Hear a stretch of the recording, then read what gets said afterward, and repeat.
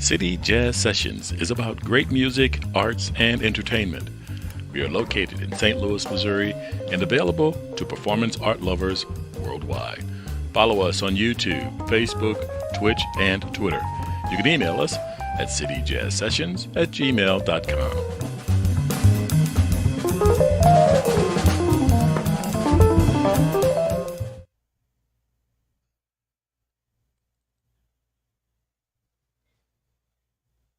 Good afternoon, everybody. This is Warren Harper with City Jazz Sessions. And this evening, we have a very special guest from the left coast, Miss AhSa-Ti Nu. How are you? And Leon is joining me, so we'll be double teaming her, giving her a rough time. Just, just to let you know. I'm all right. And we Thank you started for giving her a having me. tough time early. Yeah. Yeah. Look, I got you prepared me. I feel prepared. So I'm sorry. You were introducing yourself. Oh no, I was just saying thank you for having me. I'm grateful to be here and sharing space with you all, virtual space at least. Absolutely.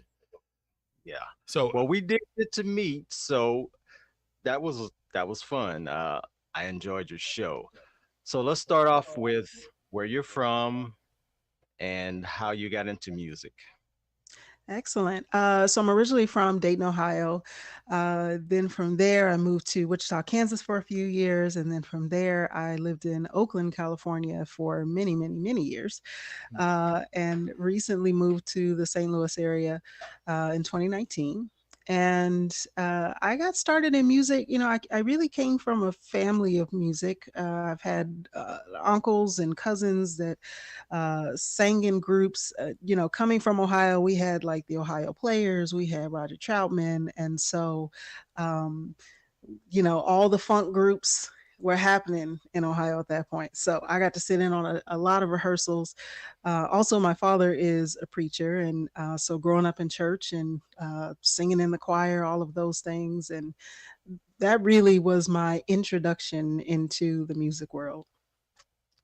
All the keys there, I mean, from a lot of people we've interviewed have said the same thing. Family, the community, church. We had a lot of people in music come from church backgrounds. Hmm. Like it's big in the church. Yeah, church is such an integral part to, I think, American music in general. If we're really getting real about it, I mean, American music is deeply rooted in Black music. When we talk about gospel music, when we talk about drum circles, when we talk about blues, those were really the originators of the very music that we listen to today, whether it's rock and roll or R&B or jazz or any of the rest of that. A lot of that was rooted in Black culture. And so I think there's something to be said there in terms of being in community and celebrating music in such a way. Yeah, absolutely, absolutely. So did you start off singing or did you learn instruments? How did you get into it? Definitely started off singing. I think from the time that my parents knew that I can sing, it was like one of those like, go on, get up there kind of things. So they were like, you can hold a note, got to get up there. And my father's church was a small church, and so it was one of those things where you had multiple roles. You would sing in the choir, you would usher, you would do all of the many things, right? Oh yeah. And then I got interested in learning piano, and I played violin for a couple of years in junior high school. And so I've just always had an interest in learning more about music and instruments and all of those things. I can't say that I'm excellently proficient in playing instruments, but I get by all right. But it helps to know an instrument, I would think. Mm-hmm. For sure. Yes. Okay. Now, your father preaching, did he play any instruments? He did not. My father was a good singing, shouting preacher. So he was one of those ones that, like, walked on the pews, and he was a very performative preacher. And one of the things that I remembered growing up in church was his cadence. I think that was really what stuck with me as I got older because I could always hear the same cadence and being able to resonate with whatever those frequencies were was spiritual for me. Okay. Okay. So, Now, go ahead. go ahead. So, um, at what point did you decide that you wanted to start making music a career? Hmm. I would say probably I honestly can say from a really young age. I think, growing up and I came up in a time when you had BT videos and they were actually showing music videos. You had like Yo MTV Raps. My oldest sister is 7 years older than me, and she had this huge cassette tape collection. And I would go in and sneak into her room and like steal them so that I could listen to them late at night. Um, but I think I had always dreamt of being able to be on stage and being able to perform. And um, there was something that truly happened with me when I would get up and sing in front of people because I was always really a shy kid. But when I could sing, for some reason, that was no longer a factor. Okay. What about mom? Did she sing? My mom sang too. My mother really loved jazz, and so I really found my love of jazz from her. She listened to a lot of Miles Davis and John Coltrane, and so I was able to dive deeper into that world as well. Awesome. Awesome. So, So go ahead. when you got started singing, you learned some instruments. Did you feel like any sort of pressure that you were going to be pushed in either direction to do something, or you just kind of went with the flow? I would say I went with the flow. It was really about for me having fun, right? That was a moment when I could really have fun. Even in high school, some friends of mine and I created our little singing group. We had our little trio, and we called ourselves Low Key Harmony. And we would just sing together and create these harmonies and really have a good time. Um, and I think from there, it also just allowed me a sense of freedom that I don't really feel like I had outside of being able to sing. And it allowed me to really explore all of these different genres, which really opened up a world to me and feeling like everything was possible.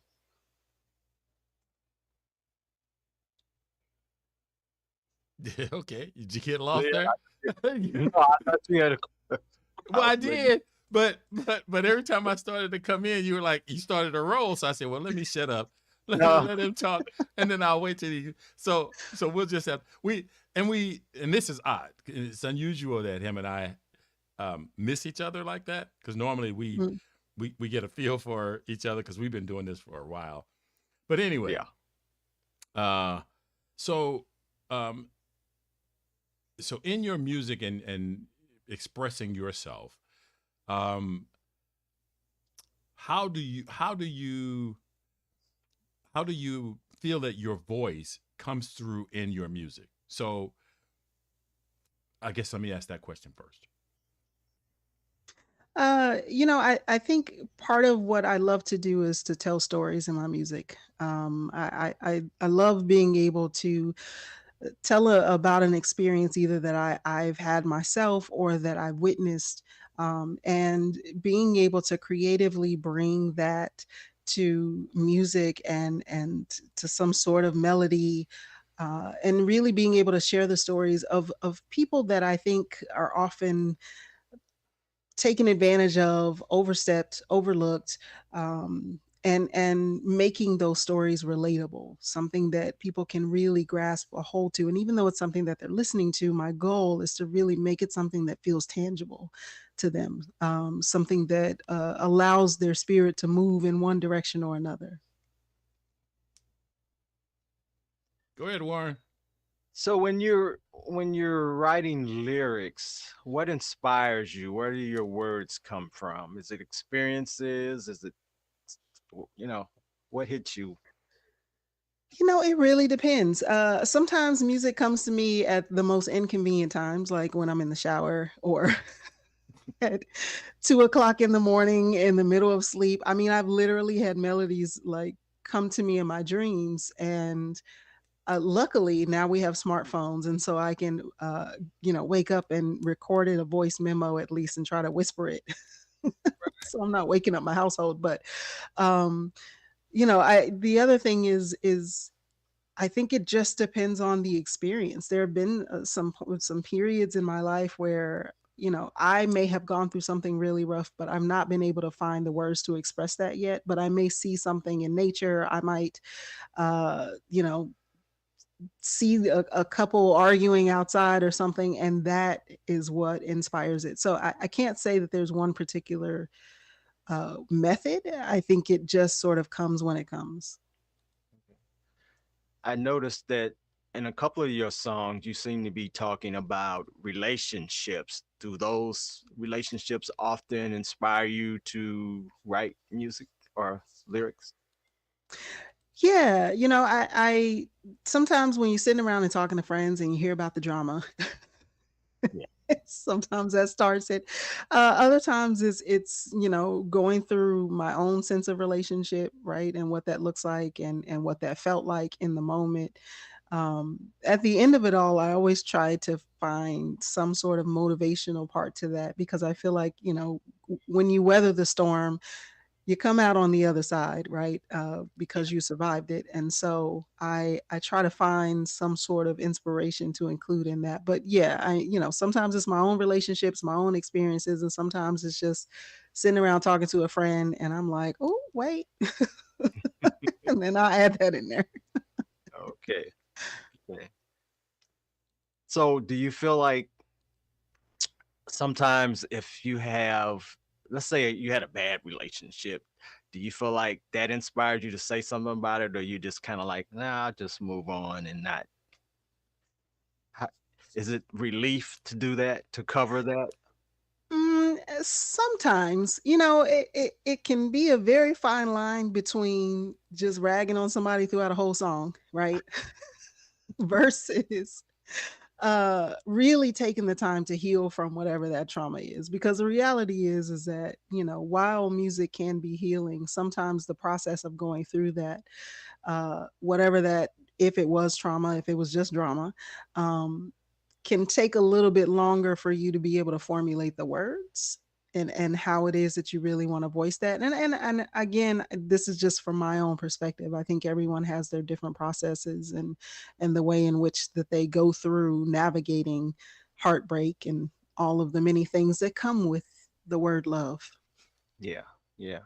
And on the other hand, there's so many songs written about the joy and the pleasure and the positivity of the relationships they're in. And I think actually those are the best songs. I tell you, I can think of a couple of artists that have done great in that. Stevie Wonder is one of them. I mean, he's just a weaver of words. But I think on the other hand, like I was saying, some artists like to rag on things. Like Hmm. one particular artist has a reputation of breakup songs. Right. I'm like, come on now. If you're always breaking up, it must be you. Right. You the common denominator, aren't you? Right. Right. Yeah.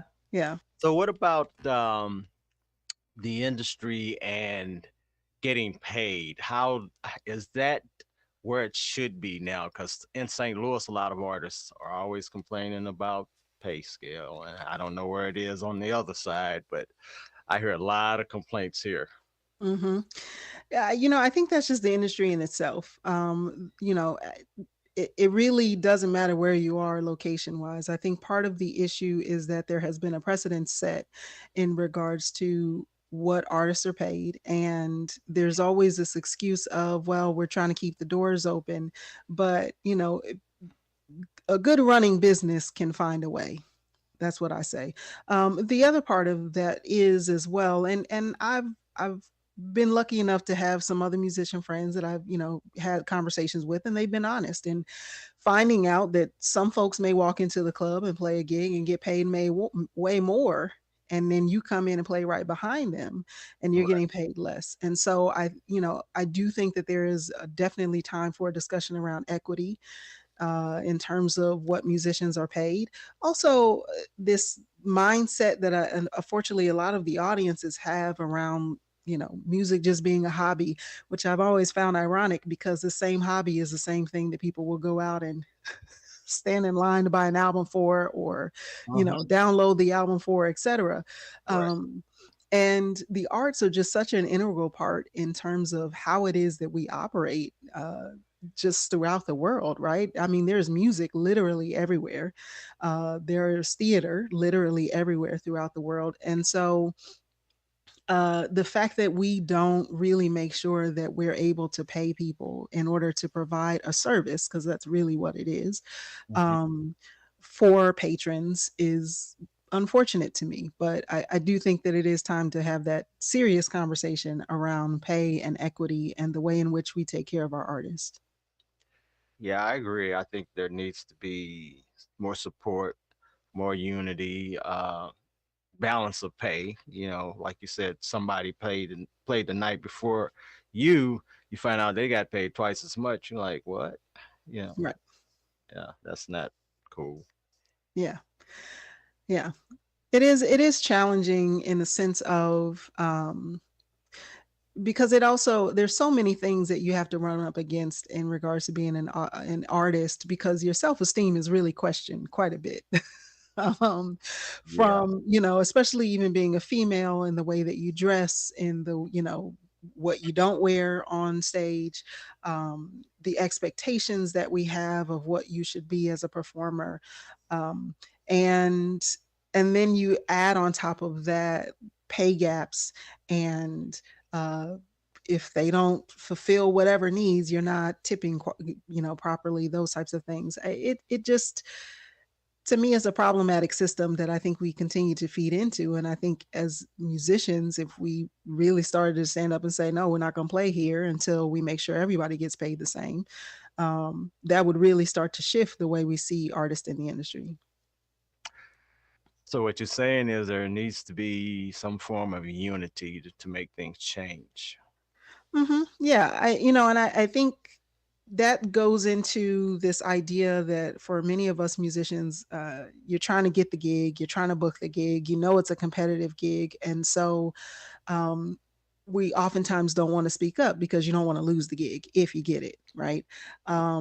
And then you definitely don't want to lose your slot to someone else that you're trying to help, because I mean, reality is that can happen too. But um, I'm not saying we need to go out and unionize. I'm just saying that we definitely need to be on the same page in terms of understanding. I mean, the same person that I had the conversation with about pay, he didn't even realize that he was getting paid more than Hmm. what Sure. me and my band had gotten paid, right? Because a lot of people don't have those discussions. Like, as artists, we don't talk among each other to say, okay, this is how much you should be getting paid when you walk through the store. And so, even in that, sometimes having those conversations and also advocating for other artists to say, you need to really be paying these other artists just as well. Yeah, that's a slippery slope. I mean, you start talking, next thing you know, you're not getting a gig and they're Right. stabbing you in the back. Yeah, Yeah. yeah, I understand. So, what do you see in the future? Right now, we've got digital music is really, really big. Things are online, streaming. Uh, People still do CDs, but what's next? That's an interesting question. I've been talking to some folks, especially since we've sort of reemerged from the height of the pandemic, is what I will say, because it's not over.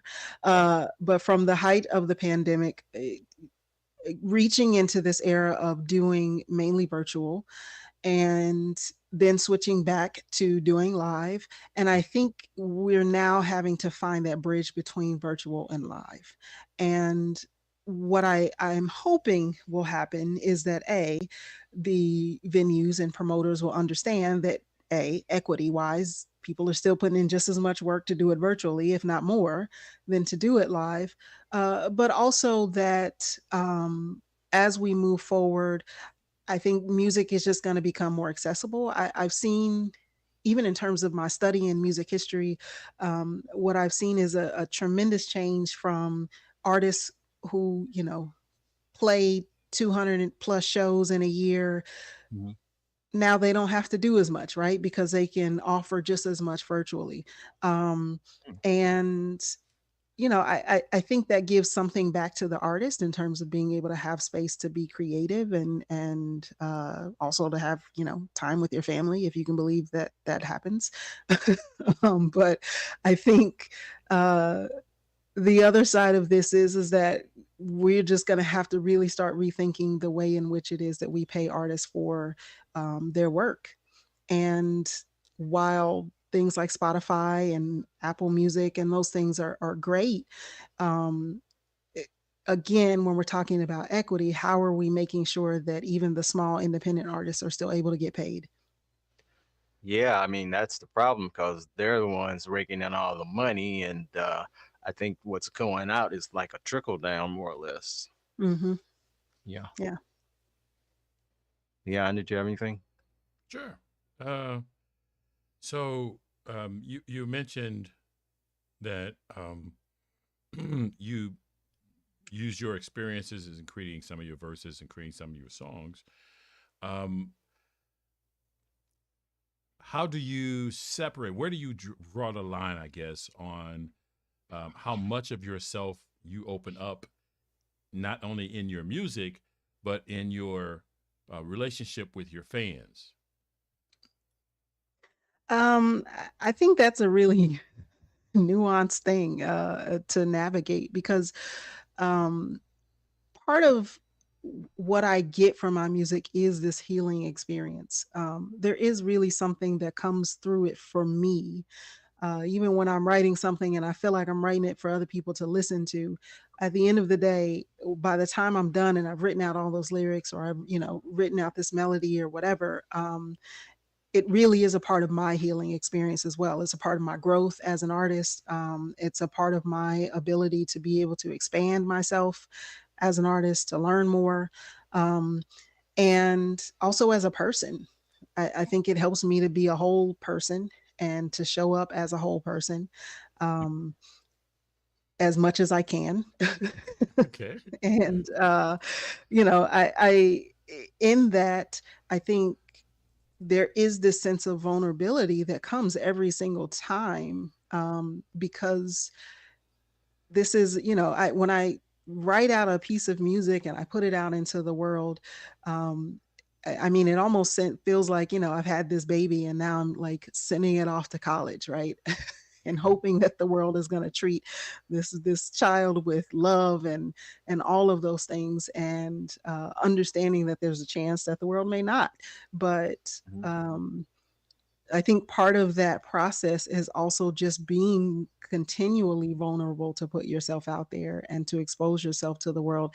But part of what helps me at that is understanding that most of the situations that I'm experiencing or have experienced, um, are not, I'm not the only person to have gone through that, right? There's someone else that has gone through it or is going through it and can potentially use my experience as a place of growth and leverage. So have you had the experience where um, a fan or someone who enjoys your music um, tends to believe that they have a greater connection with you than they really do, and Yeah. okay, share that with me. Yeah. The one thing I love about touring is you get to go out and you get to meet new people, right? In new Right. cities. You get to explore new cities for however brief amount of time that you're there. But there is also this interesting thing that happens where, after shows, it used to be that after shows, I would just go straight back to the dressing room and I'd be like, I'm done for the night. But then a good friend of mine was like, no, you got to go talk to the people. Okay, fine. So I go and talk to the people. And um, I always say that moment after a show when people have an opportunity to talk to the artist, it's sort of like either talking to their therapist or talking to the bartender, right? Because they tell you their life story and they're like, oh, this song that you sang, it made me think of this time and this thing. And I never forget, there was one woman in particular who shared a very tragic story.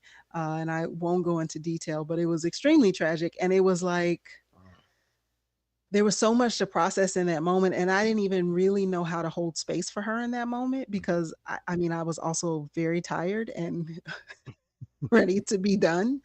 But I wanted to be there for her and I wanted to try to like support her in the best way I could, but I realized that all I could really do was just listen. And by the time she finished, I found out that that's all she really needed. She just said, "Thank you for listening. I appreciate your music and I appreciate, the fact that you just listened."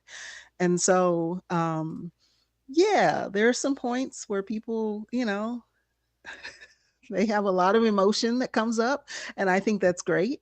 Um, I think sometimes for me, it's just hard to try to figure out how to, hold that person in that time because I don't want to leave them just there like, Mhm. too bad for Mhm. you. But Right, right, right. but it's also like I don't know how to hold space for you. But I in those moments, that's when I definitely just go with the flow and just allow myself to be led by whatever needs to happen. So now, as a woman in music, um, I know the industry for the longest time was very pro male. It's a male dominated environment. Hmm. What was it like for you navigating that? Once you realized, once you first share with me the first time that you realized that that somebody was reacting with you because you were a woman in music, and then take me through your journey of how you've navigated that. Hmm. I can say the first time was when I was a teenager, and I there was a guy that approached me and was like, "Oh, I'm a producer, and I want to work with you." Uh, but he was also making some very strong sexual advances that were extremely inappropriate, and really in his mind it was, well, you need to wear shorter dresses, these are the things that you're going to have to do in order to be successful, like you got to dress this way, right? And so you basically have to be this type of woman. And I was like, well, first of all, I'm not a woman because I'm young and I'm a teenager. Okay. Second of all, no, like I have no interest in you or any of this. Um and then moving forward, I found a lot of that, a lot of men really telling me who I could be, who I couldn't be, who I could talk to, who I couldn't talk to, the things that I needed to do in order to create my quote unquote image. Um, you know, Particular clothes that I needed to wear, the way I needed to have makeup, the way I needed to have hair. It was all of these things. And most of it was predicated upon my physical appearance. And none of it was really helping me grow as an artist, as a musician, as a vocalist. Um, and that just didn't get it for me because I'm like, I want to master this craft as much as I can. Uh, and this is not helping me get there. And also, wearing heels on stage is not comfortable. I mean, understand it may be comfortable for other women, but it is not comfortable for me. So we got to find something else. Um, and then, a number of years just really pushing up against myself and my own self esteem in terms of, in my mind, what it is that I should look like, what I'm seeing on TV that is this measure of quote unquote success versus who I am as a person. And none of those things really fit who I was. Um, but then I really started to look at some of the older artists, like Ma Rainey and Nina Simone, and, started doing some research and found out that they were very much their own women and that it was all right for me to be that too. Um, and I unfortunately didn't really get that lesson until I was an adult, but I'm grateful that I got it nonetheless. And so since then, I've just made the decision I'm just going to be me because this is a gift that I was given, and you just take it how you get it. Okay. So, Yeah. so you mentioned Nina Simone. What were some of your early influences Mm, in you know being in the music industry? I mean, so there's in this there's influences that um, influence your behavior, and there are influences that influence your music. mhm. Um, so just kind of give me an idea of who these influences were, and what part of your growth did they influence? Mm.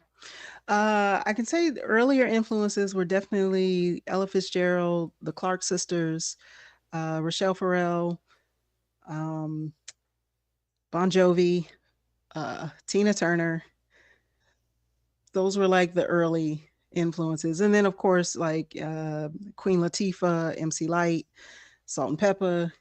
Um, those are definitely some major influences in my life. And then as I No, got what? older, I started to discover Nina Simone, Right. um, and Ahmad Jamal and those types of artists that really helped me to understand things different, a little bit different musically.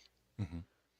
So, what were some of those earlier influences? Just on your personal growth in the industry, or were they musical?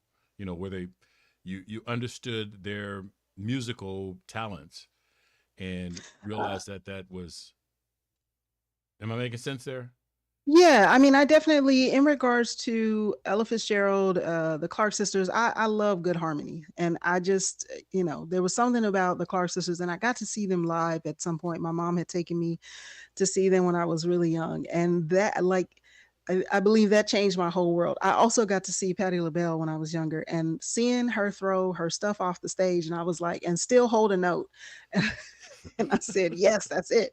Um, but listening to artists like Ella Fitzgerald and what she was able to do vocally, um, in terms of the different ways in which she could, move the notes within each other. And there were these different notes that were happening when she would scat, but it almost felt like it was just like this smooth, steady flow of wind, right? And I love that about her sound. And the other side of that, I would say that, in regards to Nina Simone's music, when I really was at a place of feeling challenged because I felt like I needed to be in one genre, um, that was, another message that I was getting is that, if you're going to do R&B, you just got to do R&B. And really listening to her collection, I began to understand that I can do it all, right? Because it's all a part of me. And this was the music that was coming to me, right? Was music that had jazz and blues and gospel all in one song, and that was okay. So do Sure. Yeah. So did and doing uh, so in doing different genres, Hmm. um, and and and doing different genres, and then you go out and you've got music in so many different genres. How do you select your playlist? What you're going to perform. When you go to an audience, because there's you know not all the time does a jazz artist want to hear bebop or Hmm. something else. So how do what is that process for setting up what you're going to play at a particular gig? Quite frankly, I play what I feel. Okay.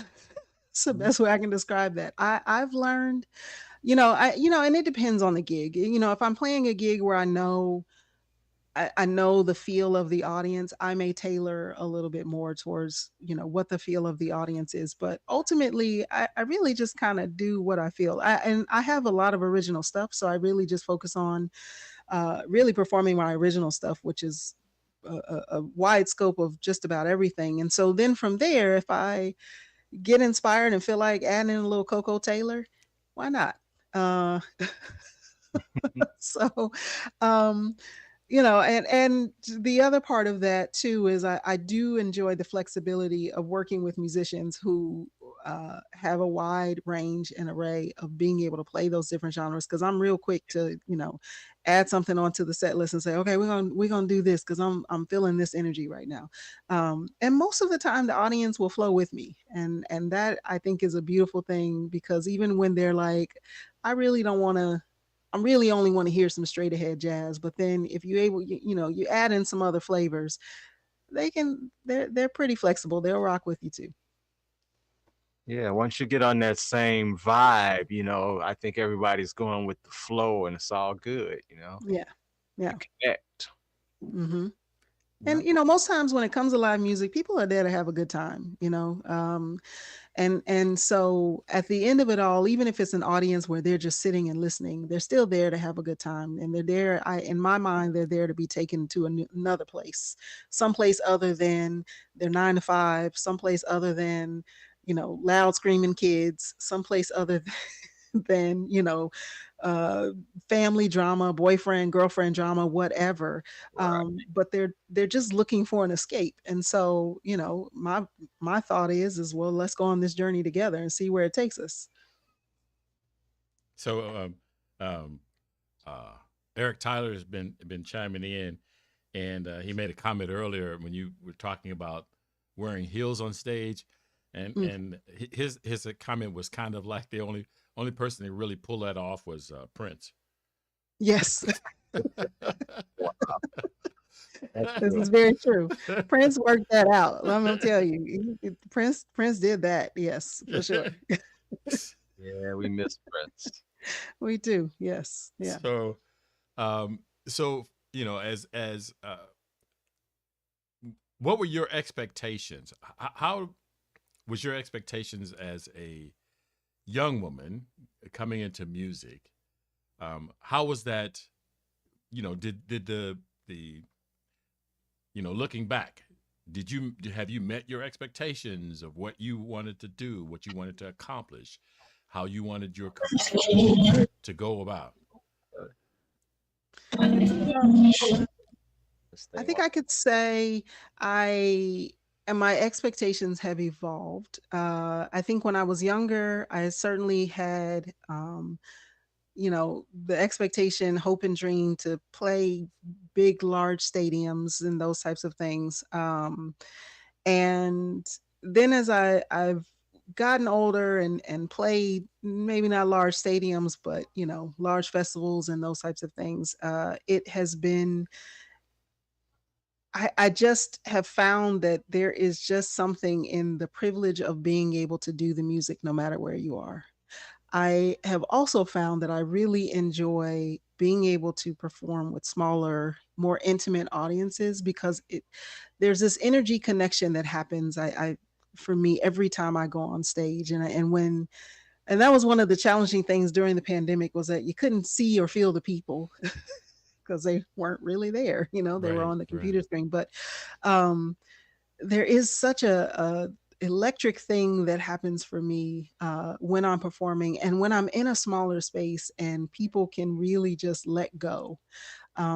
Because I think there's something that happens when they're in those spaces and they can just completely let go, completely just be comfortable. And it almost feels like church to me. And while I love playing with those big crowds, because that's also fun too. They're just, I have really come to enjoy those small personal spaces.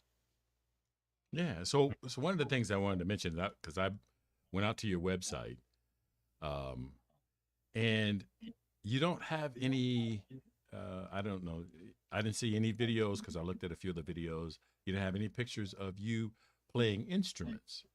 Is that a Mm. big part of your doing your shows and stuff, or is that just a smaller part? Definitely a smaller part. So I mainly play for composition. What I found is when I have these songs that wake me up at 2 and 3 o'clock in the morning, if I can get up and I can peck it out on the keyboard or whatever, just to get it off my head. And oftentimes, when I'm writing, I am writing and creating the foundation, but playing live has just not been, I don't know, it's just not something I've been interested in. I, like I've thought about it, and there have been some points when, you know, people have encouraged such, but I just have not ever really been into that. I really love, I think, the freedom of being able to just have the microphone right there and to be able to talk to the people and to, you know, connect with them in that way. So yeah, you know, mainly when I'm playing, it's for composing. Okay. So, did you have a question, Warren? No. I was wondering, do we have time to play a little clip from the gig that we that I saw you at? Would you like to talk about that a little bit? Sure. Just play Uh, a little bit of audio. yeah. Let me find it. Okay, here it is.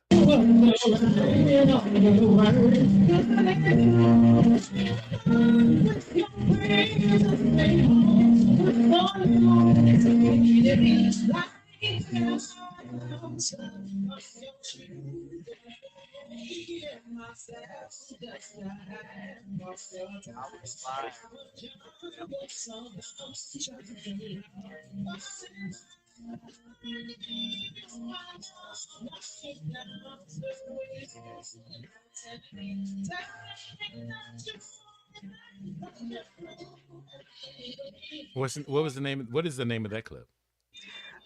So that song is called Believe in You. And that is definitely a breakup song, even though it is to some very peppy background, very peppy music. But I think I mentioned to you all earlier, I'm kind of a jokester. So I like to do things like that. I like to make people feel like, oh, this is really sweet. And then you listen to the words and you're like, wait a minute. So yeah, that was definitely a breakup song from a relationship that clearly did not go very well. Uh, yeah, so that recording was when you all came to see me, and I was performing with Moe and the All Stars at Blue Strawberry. And that gig was a lot of fun. That was my first time really playing with Mo. Eric, the bass player, Snoopy, the bass player, he's actually one of in my band, and so he connected Mo and I, and that was just a really fun gig. Mo and the band were just fabulous musicians to work with, and I had a ball up there. I don't know if you could tell, but I had a good time. Yeah, I enjoyed the concert myself. That was my first time hearing Mo, although I had seen him post his gigs for a while, but I never had made it out. And so this opportunity, Snoop invited me. He says, Mm. "Hey, I got this guy I want you to interview." And that didn't happen, but when he told me about the gig, I said, "Okay, well, let me go down there." And I met you guys, and it was a good time. I enjoyed it. Really Yeah, it was good. We will be at the Botanical Gardens on July 20th, that for their evening series. So you can definitely come and check us out again then. What time is that? I believe it is at 7 p.m. I'll have to double check that. Yeah, let us know. And is there a cover? I don't believe so. I think it's just a part of the series that the Botanical Gardens does. Okay, yeah. Sounds good. If I can make it, I definitely Eric says 7. 7. There you go. Thank you, Snoop. Oh, okay. Okay. So, Alrighty. do you manage yourself, or are you looking for active management? You know how? I am actually currently looking for active management. You know, moving here and trying to get established and get connected with folks. Um, I was doing self management for a while, and you know, really for a long time, but I am ready to pass off that responsibility because it is a lot of work. I understand.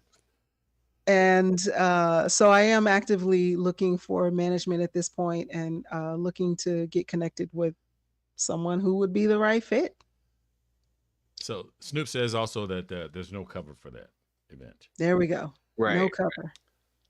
Okay. I see Eric Tyler, so you say Snoop, so hopefully he won't show up at my door going, "What'd you say?" No, no, no. What'd you call me? Hey, right.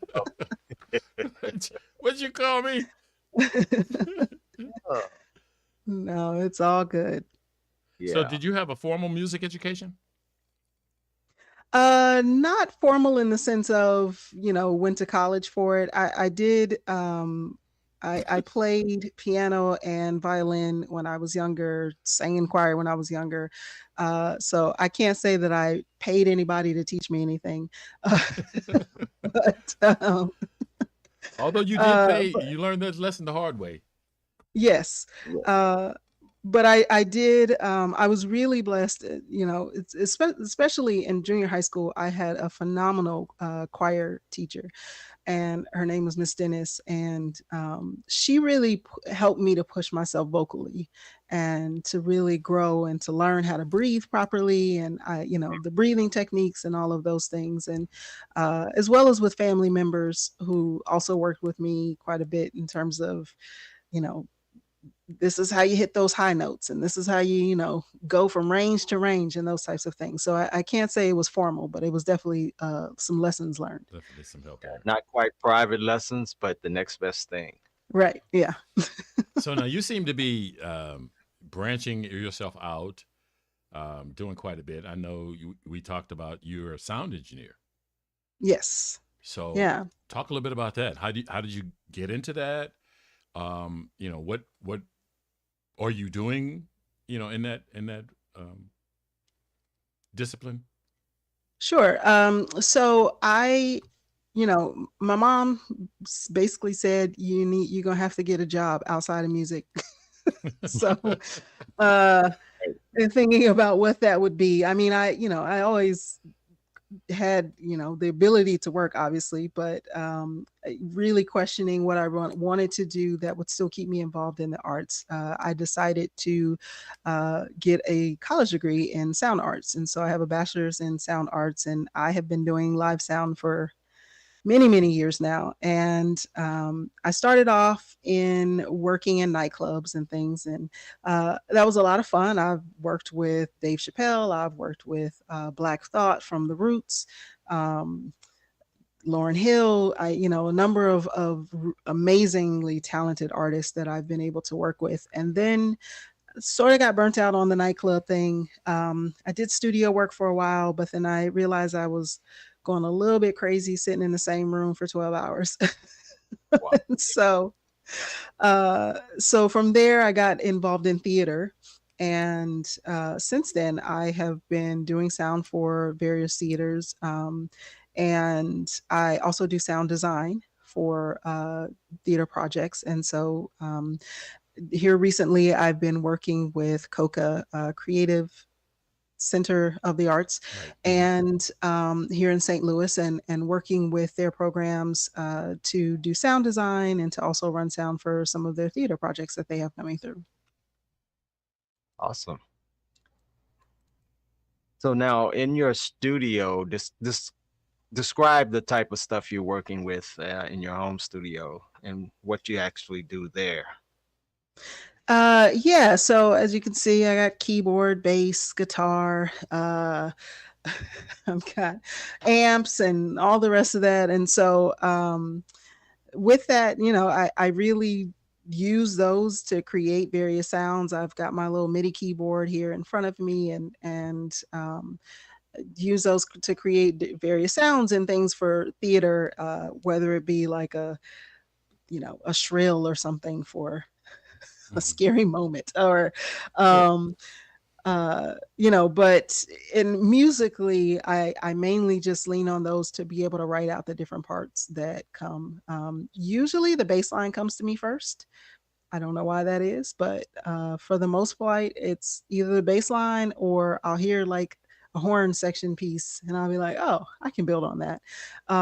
But generally, the bass is kind of my first go-to, and I can write out the bass line, and then from there, everything else just starts to come. And so it's just handy to be able to have everything right here. So once I finish with the bass line, once I hear the next thing, then it's like, oh, okay, here's the guitar part. And so being able to lay all those down and make it something cohesive enough for my musicians to be able to understand is always a plus. Okay. So, do you use a DAW? I do. So between Pro Tools and Logic are the two main ones that I use. I really like Logic for composition. I know I'm doing a commercial for Logic right now, but I do like Logic for composition, and I like Pro Tools for recording. Um, and so, actually, the most recent project that I did, we sort of pieced it together, and I had my bass player and guitarist come here to record, and had the drummer record at his place, and we all just sort of put it together and make it into Hmm. a cohesive thing. Sure, sure. Do you do the engineering for your own music? For the most part, yeah. Because it's cheaper. I mean, really, that's the main reason. That 'Cause it's usually cheaper. that usually is a driving force, isn't it? Yeah, it is. Uh, but I definitely will start the mix. If I There are some times when I can get on a song and I'm really hung up on certain parts. And the funny thing when it comes to being a sound engineer is, it's like it's never all the way done, right? Hmm. Because you'll mix it until Hmm. you can't mix So it, you mix it, yeah. like the machine breaks, and Right. you'll still be like, oh, we can bring up those symbols. So oftentimes, you you bring them up uh, twice and back them down once, right. right? Because it's just got to be perfect. Okay, and that was going to Exactly, be my next exactly. question. I'm sorry, I didn't mean to interrupt you, but go ahead. Oh no, and so because of that, usually what I'll do is I have a couple of friends that are, I went to school with that are, they're also engineers, and so I will farm it out to them and say, okay, Hmm. I can't do this anymore. I need you to help me to get where I'm trying to get to. And in that moment, I have to sort of let go of my ego and just Right. say it's not going to be, Hmm. perfect. However it is that they give it to me, it's going to be perfect because I trust their ear to be able to get it the way I want it.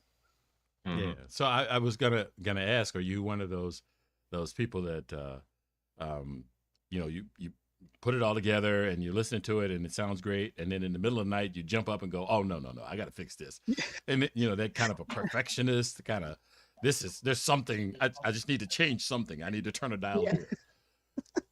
Yeah, that's happened numerous times. And it irritates me even sometimes. And I'm like, I get on my own nerves doing this. Uh, but um, yeah, and now those are the moments when I realize, okay, I need to have somebody else get some ears on this, so that I can get out of my head. Because sometimes it's really just me being in my own head, and Hmm.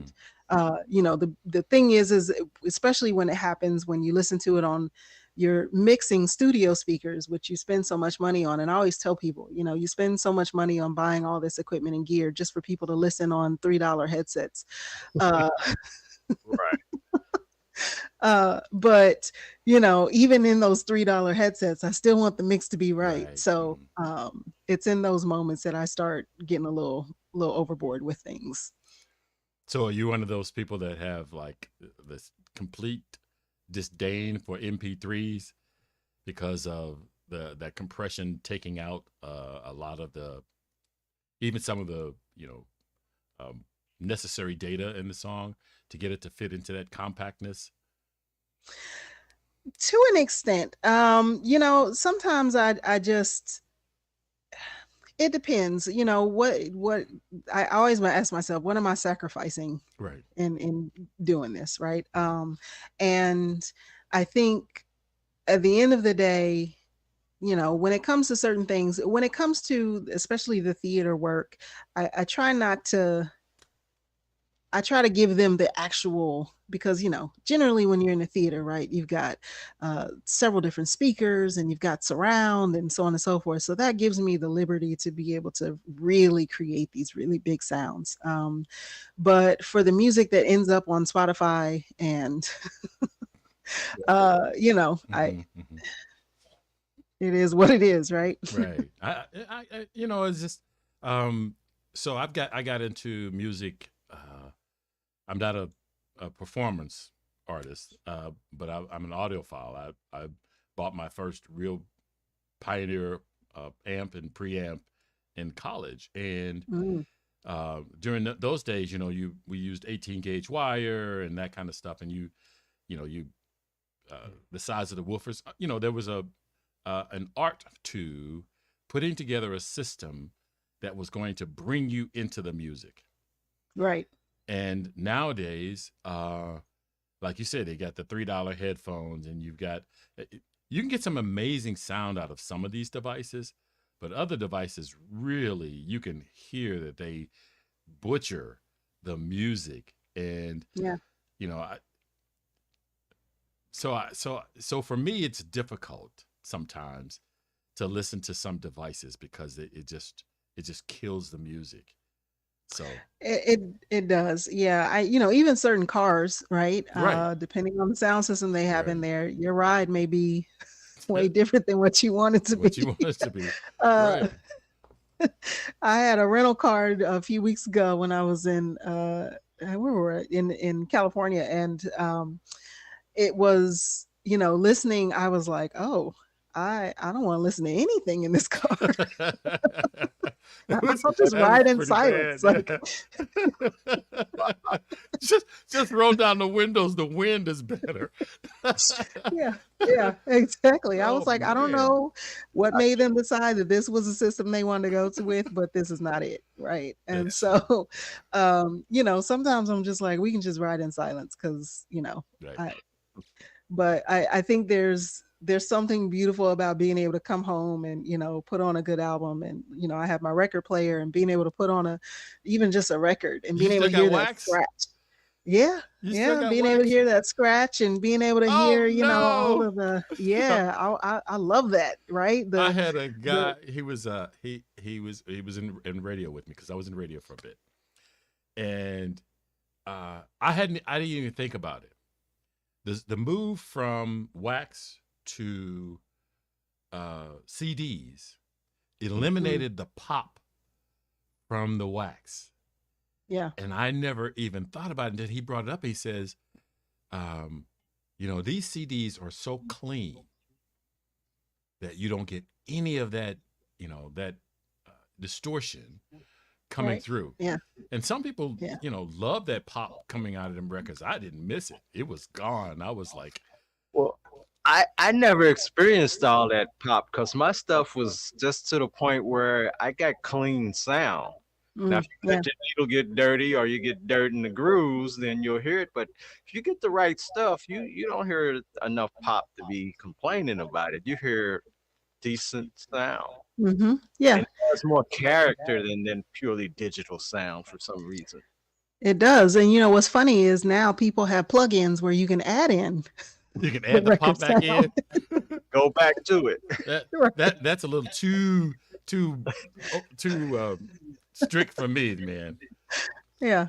I had like two good clean sound. turntables with different cartridges, and I say I'll play it on one turntable, and then I'll put it on another turntable and get a slightly different sound. I mean, it'll be the same, but you can hear the nuance. Yeah. So, do you have any words of wisdom for upcoming artists that you think that you have wished somebody would have told you in your early days? I think the one thing I would say is do what makes your soul happy. Whatever feeds your soul, whatever, makes you feel good for the day, for the moment, for the minute, do that thing, because whatever that thing is was divinely given to you to do in that moment. And so just fall into it, whatever it is, and it'll change over time. Trust me, it will, because as you keep waking up, life will keep happening and those things will keep changing. But even in the change, just do you do that thing that feeds your soul. Right. You got anything else, Warren? No, and I'll add once you say you're happy, can't go complaining now because you're happy, right? You say you're happy. Zip it. Right. Well, I'm going to encourage them to do as she did and get that side gig. That's the one that helps pays the bills.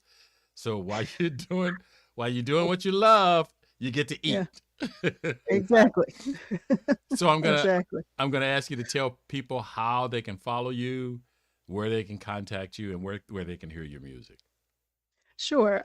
You can find me on my website, www.ahsatinu.com. That is spelled AhSatinu.com. You can also find me on Facebook, AhSa-Ti Nu. Same with Instagram at AhSa-Ti Nu. It's all spelled the same. And yeah, come follow me on Twitter, any of those places, and let's hang out and have a good time. And hopefully you can come and join us if you're local in St. Louis to the Botanical Gardens on July 20th. I will do my best to be there. All right. So I'm going to extend an open invitation for you to come back.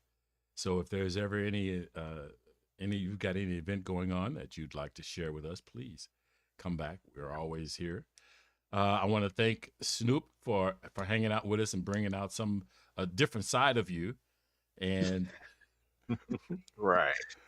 And that's exactly how we got to meet you, because he initially was he wanted Mo to get an interview. And in that process, we kept talking. And then you popped up and said, oh, okay, well, and you were available. Yeah. And I got to meet you. And so it all worked out. Yes, it did. And Yeah. I got to hear Mo. So I'm happy. Right on. right, and the best of luck to you for I know moving Absolutely. to a new place. You picked a good city because I think we're headed in the right direction. And then again, we'll look forward to talk to you next time. Right on. Thank you all so much. You're quite welcome. See you soon. All right. Take care. Okay. City Jazz Sessions is brought to you by St. Louis City Jazz, a 501c3 company dedicated to music education and appreciation. The CEO is Magic Man 50, and for more ways to connect with City Jazz Sessions, visit cityjazzsessions.wixsite.com/St. Louis. The City Jazz Sessions team includes host, content director, and guest coordinator, jazz great Ronnie Barrage. Follow Ronnie at ronniebarrage.biz. Host, website designer, graphic artist, content director, and guest coordinator, singing sensation Leica. Discover more about Leica at leicamusic.com. Additional production services are provided by Lions Den Productions. Go to thelionsdenstl.wixsite.com/home. Please like, share, comment, and subscribe for more great content.